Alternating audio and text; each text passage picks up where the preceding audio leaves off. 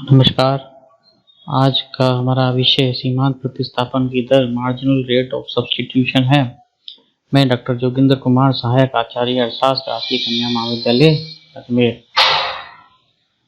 जैसे कि हमने पहले भी पढ़ा है कि उपयोगिता को मापने के लिए सीमांत उपयोगिता का विश्लेषण आवश्यक होता है, क्योंकि उपयोगिता जो है एक व्यक्तिगत और मनोवैज्ञानिक धारणा के कारण अमापनीय है। इसको मापा नहीं जा सकता। जैसे कि हमने पिछले लेक्चर में पढ़ा, पिछले लेक्चर का यूट्यूब लिंक डिस्क्रिप्शन बॉक्स में आपको मिल जाएगा, आप उसको भी देखिएगा और उसके बाद मार्जिनल रेट ऑफ सब्स्टिट्यूशन के इस लेक्चर को देखिएगा तो आपको बहुत अधिक क्लियरिटी होगी। तो गणनावाचक विचारधारा और क्रमवाचक विचारधारा जो थी, तो गणनावाचक विचारधारा में मुद्रा के माध्यम से मापते थे हम उपयोगिता को। तो ऐसी स्थिति में उसके बाद में तो उसको अमापनीय बताया, जो हमारे आगे के अर्थशास्त्री हैं जिन्होंने क्रमवाचक विचारधारा का समर्थन किया। तो पेरेटो के आधार पर एक्स और हेलन ने मूल्य सिद्धांत का पुनर्निर्माण में सीमांत उपयोगिता के स्थान पर सीमांत प्रतिस्थापन दर के रूप में किया। तो उपयोगिता का जो स्थान है वो बदल के सीमांत उपयोगिता की जगह किसने लिया? सीमांत प्रतिस्थापन दर, क्योंकि हम तटस्थता वक्र में वस्तुओं का प्रतिस्थापन करते हैं, क्योंकि हम क्रम देते हैं दो वस्तुओं के विभिन्न संयोगों को दर्शाने वाली रेखा को हम तटस्थता वक्र कहते हैं। तो सीमांत प्रतिस्थापन दर उसी को प्रकट करती है, जो कि अपेक्षाकृत अधिक स्पष्ट और निश्चित है पिछली सीमांत उपयोगिता की विचारधारा की तुलना में। तो आइए आगे बढ़ते हैं। तो संतुष्टि को पूर्वतयता स्तर रखने के लिए दूसरी वस्तु की मात्रा को घटाना पड़ता है। तो ये कॉम्बिनेशन चलता है दो वस्तुओं का। यदि एक व्यक्ति को एक तटस्थता वक्र के सभी बिंदु किसी भी उपभोक्ता की समान संतुष्टि को दर्शाते हैं, तो इसी क्रम में यदि हम किसी एक वस्तु की मात्रा को बढ़ाएंगे तो दूसरी वस्तु की मात्रा को कम करना ही पड़ेगा, तभी संतुष्टि समान होगी। क्योंकि यदि हम एक वस्तु की मात्रा को कम किए बगैर दूसरी वस्तु की मात्रा को बढ़ाएंगे तो हमारा संतुष्टि का स्तर बढ़ जाएगा और हम ऊंचे तटस्थता वक्र पर पहुंच जाएंगे। तो प्रोफेसर हिक्स के अनुसार है एक्स वस्तु की वाई वस्तु के लिए सीमांत प्रतिस्थापन की दर की परिभाषा वाई वस्तु की उस मात्रा से कर सकते हैं जो उपभोक्ता को एक्स की सीमांत इकाई की क्षतिपूर्ति करता है। We may define the marginal rate of substitution of x for y as the quantity of y which would just compensate the consumer for the loss of marginal unit of x। तो जो x की सीमांत इकाई की क्षतिपूर्ति कर सकता है, तो y की उस मात्रा को इस तरह ने सीमांत प्रतिस्थापन की दर बताया है। आगे और बढ़ते हैं। तो सीमांत प्रतिस्थापन की दर सामान्य शब्दों में कहते हैं हम मार्जिनल रेट ऑफ सब्स्टिट्यूशन वह दर है, वो रेट है जो उपभोक्ता अपनी कुल संतुष्टि में किसी प्रकार का परिवर्तन लाए बगैर एक वस्तु की कुछ मात्रा दूसरी वस्तु की कुछ मात्रा के लिए विनिमय कर सकता है। यानी कि हमने एक्स वस्तु की मात्रा बढ़ा दी तो वाई वस्तु की मात्रा को हम कम कर देते हैं, तभी हम संतुष्टि के समान स्तर पर रह जाएंगे। यानी स्थानापन्न कर रहे हैं हम, एक्स की एक इकाई स्थानापन्न होती है वाई की बदले में। अब आगे देखते हैं हम। उदाहरण की दृष्टि से निम्न सारणी में उपभोक्ता की एक्स तथा वाई वस्तुओं के संयोग को बताया गया। इस सारणी के माध्यम से आपको बेहतर तरीके से समझ में आएगा कि हम किस प्रकार से सीमांत प्रतिस्थापन करते हैं। तो यह वाई वस्तु की मात्रा है, first combination, second combination, third, fourth, fifth combination. यहाँ एक्स वस्तु की मात्रा है, तो और ये समान संतुष्टि को प्रकट करती है सारी मात्राएं। यानी पहली स्थिति में हम 20 वस्तु y की ले रहे हैं और x वस्तु एक वस्तु ले रहे हैं। उसके बाद में हमने देखा कि हमने x वस्तु की एक इकाई और बढ़ाई, 1 से हम 2 पर आए तो हमने y वस्तु की 5 इकाइयां कम कर दी, 20 से 15 पे आ गए।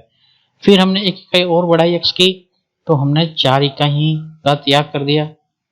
फिर हमने 11 से 8 पे आ गए तो हम 3 इकाइयों का ही त्याग कर रहे हैं। फिर 8 से 6 पे आ रहे हैं, हम 2 इकाइयों का ही त्याग कर रहे हैं। हम समान मात्रा में बढ़ते जा रहे हैं एक्स वस्तु की मात्रा और समान संतुष्टि मिल रही है।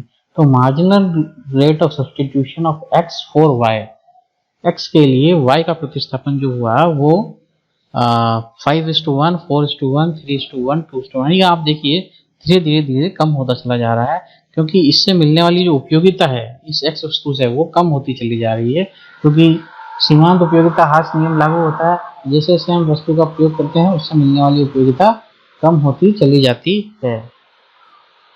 तो इस प्रकार से हम तटस्थता वक्र में समान संतुष्टि बनाए रखने के लिए एक वस्तु की मात्रा के बदले में दूसरी वस्तु का प्रयोग करते हैं, परंतु समान संतुष्टि बनाए रखने के लिए हम y वस्तु की मात्रा को कम करते चले जाते हैं।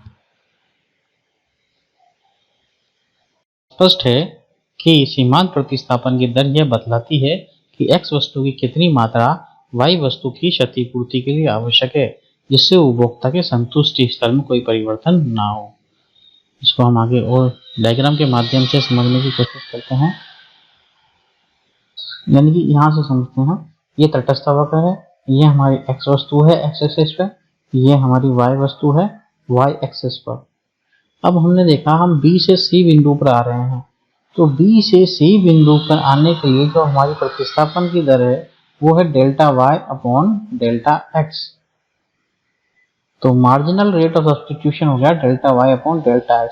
यहाँ आप देखिए इनकी उपयोगिता को भी मापते हैं हम, तो AC इंटू x वस्तु की सीमांत उपयोगिता, यदि A और C, ये A पॉइंट और ये C पॉइंट, AC को हम मल्टीप्लाई करेंगे x वस्तु की सीमांत उपयोगिता से, जो किसके बराबर होगी AB इंटू y, यानी AB y वस्तु की सीमांत उपयोगिता के बराबर होगा। तो ये AC RX और PB AQ, तो हमने इसकी जगह इस वस्तु का प्रयोग किया, हमने x वस्तु को बढ़ाया, R से हम x वस्तु पर आ गए और y वस्तु की हमने P OP से कम होकर OQ आ गए, यानी कि हमने इतनी वस्तु का त्याग कर दिया। और AC यानी x वस्तु की अतिरिक्त इकाई लेने के लिए हमने y वस्तु का AB मात्रा का त्याग कर दिया। तो marginal rate of substitution I delta y upon delta x। AB is equal to delta y, ये AB is equal to delta y बता रहा है, AC is equal to delta x, AC is equal to delta x है। या फिर हम ये भी कहते हैं marginal utility of x upon marginal utility of y is equal to delta y upon delta x है। तो x की y के लिए सीमांत प्रतिस्थापन दर I MRS marginal rate of substitution x on y is equal to delta y upon delta x, यानी कि इस V से C बिंदु पे आने के लिए जो सीमांत प्रतिस्थापन की दर हुई वो हमारी हुई delta y upon delta x। तो ये जो सीमांत हिक्स ने इस विधि का उपयोग सीमांत उपयोगिता के अनुपात की अमापनीयता को दूर करने के सीमांत प्रतिस्थापन दर का प्रयोग किया। यानी जो सीमांत उपयोगिता के अनुपात की अमापनीयता थी उसको दूर करने के लिए सीमांत प्रतिस्थापन दर का प्रयोग किया। आगे बढ़ते हैं, घटती सीमांत प्रतिस्थापन की दर का सिद्धांत। तो जैसा कि हमने पढ़ा, कुल संतोष को यथास्थिर समान बनाए रखने के लिए हमें एक दूसरे वस्तु की मात्रा में कमी करनी पड़ती है। यहाँ देखिए ए बी, यानी ये घटती सीमांत यानी कि प्रतिस्थापन हम कर रहे हैं P से Q समान मात्रा के लिए हम पहले J के वस्तु का प्रतिस्थापन करें, J के वस्तु हमने त्याग कर दी और हमने P से X वस्तु की OQ मात्रा पे आ गए।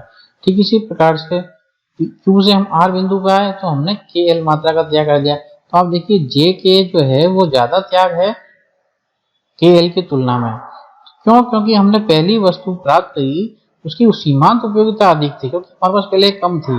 अब उसकी सीमांत उपयोगिता अधिक होने के कारण हमने इसके लिए ज्यादा मात्रा छोड़ दी, परंतु जैसे ही हम दूसरी वस्तु के लिए गए तो हमने इसकी कम मात्रा का त्याग किया, पहले वाली जो y वस्तु है, क्योंकि इससे मिलने वाली उपयोगिता जो है वो कम होती चली जाती है। सीमांत उपयोगिता हास नियम लागू होता है, जैसे जैसे अतिरिक्त इकाई का प्रयोग करेंगे उससे मिलने वाली उपयोगिता कम होती चली जाती है। ठीक इसी प्रकार से KL की तुलना में LM छोटा है, तो इसका मतलब हम और इकाई बढ़ाने के लिए हम पहले जितनी मात्रा का त्याग कर रहे थे उतनी मात्रा का त्याग नहीं करेंगे।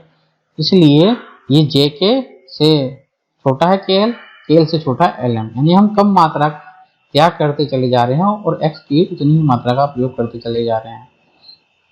इसकी व्याख्या करते हैं, इससे आपको क्लियर हो जाएगा। जब उपभोक्ता एक वस्तु की मात्रा में वृद्धि करता है तो उससे अतिरिक्त संतुष्टि मिलती है। तो जैसे P से Q पर आ रहे हैं तो हमको संतुष्टि मिलेगी, ठीक है, अतिरिक्त संतुष्टि मिलेगी। तो अतः उपभोक्ता को अपने संतुष्टि के पूर्व स्तर पर बनाए रखने के लिए हमें संतुष्टि का स्तर भी पूर्व स्तर पर बनाए रखना, इसी तटस्थता वक्र में चलना है तो दूसरी वस्तु की मात्रा को कम करना पड़ेगा। परंतु जो जो किसी वस्तु विशेष की मात्रा में वृद्धि होती जाती है त्यों त्यों उसकी उत्तरोत्तर इकाई का सीमांत महत्व कम होता जाता है। यानी सीमांत महत्व जो होता है, सीमांत उपयोगिता होती है, कम होती चली जाती है जैसे जैसे अतिरिक्त इकाई का प्रयोग करते चला रहा है। यहाँ इस केस में x वस्तु के साथ हो रहा है, मात्रा कम होती चली जा रही है। पहले हम 5 वस्तुओं का त्याग कर रहे थे, फिर 4 का ही हुआ, फिर 3 का ही हुआ, फिर 2 का ही हुआ। इस प्रकार से हमने सारणी के माध्यम से भी इसको समझा था कि घटती सीमांत प्रतिस्थापन की दर का सिद्धांत भी लागू होता है। अब आगे चलते हैं।